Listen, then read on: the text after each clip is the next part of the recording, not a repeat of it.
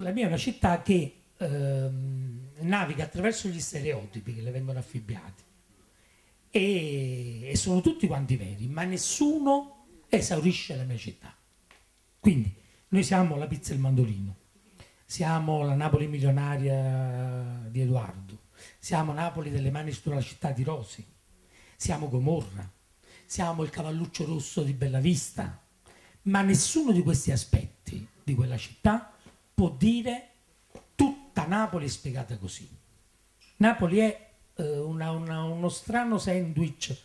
fatto di 1001 strati,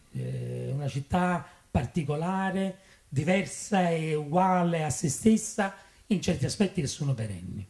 Quindi raccontare la Napoli del 1900 come fa, del 1894 come fa Matilde Serao,